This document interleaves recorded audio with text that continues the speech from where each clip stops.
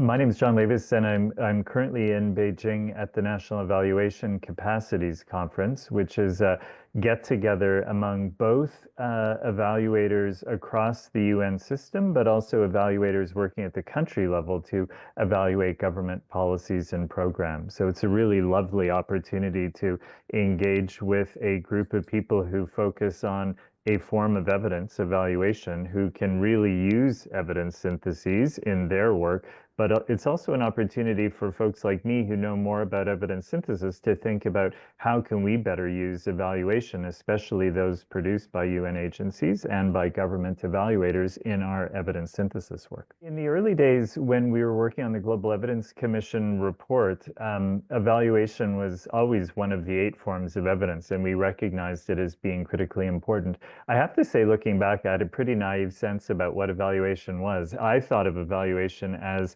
the types of research evaluations that were done by people in universities. So perhaps doing a randomized trial or some kind of a process evaluation.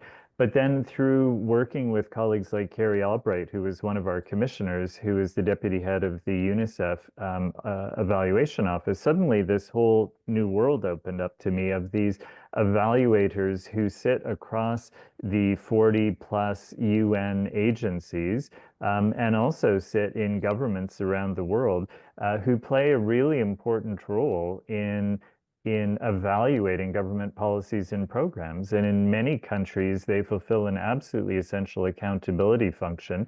And legislators or parliamentarians, as well as the executive branch and the public, look at their reports and then use the insights from that to hold the government to account on whether it's achieving what it's trying to achieve in a highly cost-effective way. And that was quite a revelation to me that role existed.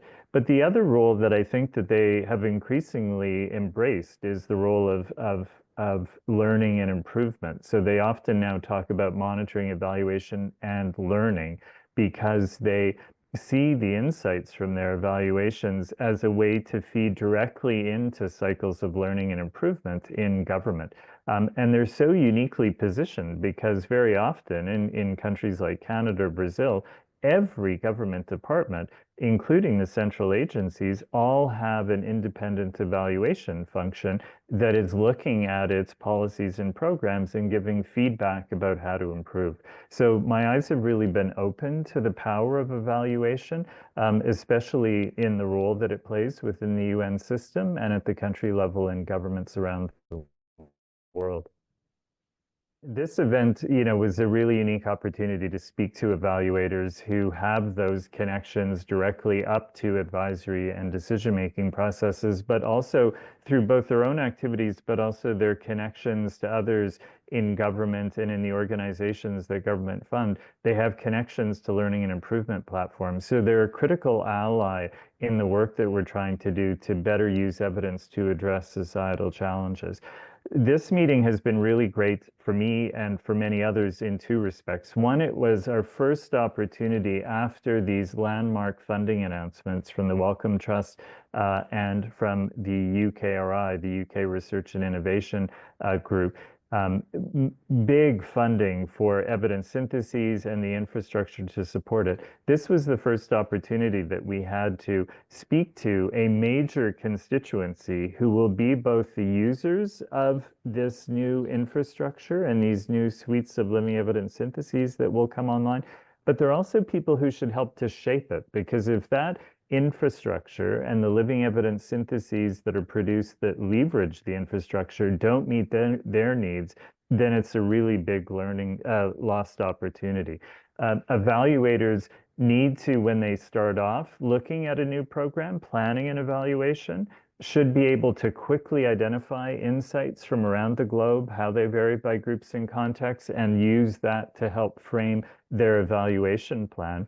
But then once they complete their evaluation, they can also look for this evidence from around the globe to position their recommendations in ways that are also informed by the evidence. An evaluation may find a shortcoming in a particular area, But then to make a statement about what would address the shortcoming, you often and should look for evidence syntheses to understand what's known about those options for doing better. So this new infrastructure, these new suites of living evidence syntheses that were announced in New York City at the end of September, this was a chance to talk about what does this mean for you? I think it's going to revolutionize big aspects of their work, but also how can we engage you in conversation about how to shape this in a way that really adds value in your work, whether you work in the UN system or whether you work at the country level in an evaluation office in a government or an organization. I think what's next, and it's super concrete, and I'm delighted that a colleague, Dugan Fraser, who's the head of the Global Evaluation Initiative, came right up to me after the key breakfast meeting where we announced or updated people about these investments and thoughts about what the next stage could look like. And he said, we need to partner. We have an infrastructure in every region of the world of evaluators who work at the country level. The one in Latin America and the Caribbean functions in Spanish and Portuguese. The one in another part of the country, another part of the world functions in French and so on. We could go out with you to share what is happening so that people start to realize these game-changing new infrastructures coming online. But we can also get input through these processes that will help you create a more robust infrastructure and more fit for purpose living evidence syntheses. So job number one coming out of this week is to work with the Global Evaluation Initiative and their regional units to engage the evaluation community at the country level in starting to shape what this future looks like so that it meets their needs. Another absolutely key thing coming out of this was we had a chance to meet with a number of leads of the independent evaluation offices from across the UN.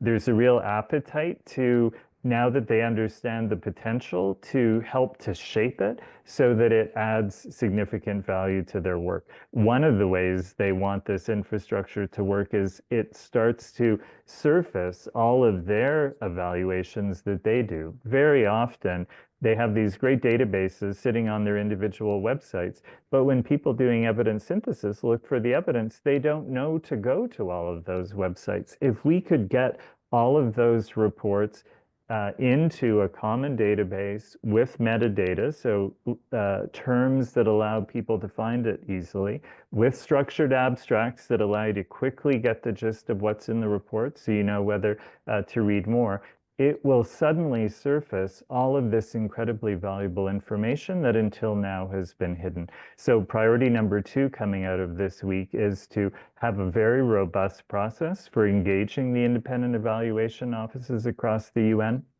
And that's something where we're so lucky that the Global SDG Synthesis Coalition exists, because that is their role in part, is to be a coalition of these offices to help them shape a better future for how evidence is used to address societal challenges. So I'll be quietly working in the background, cheering on my Global SDG Synthesis Coalition colleagues as they engage all of their members in a process of saying, how do we build a better future with this evidence infrastructure that this new funding will now allow us to create?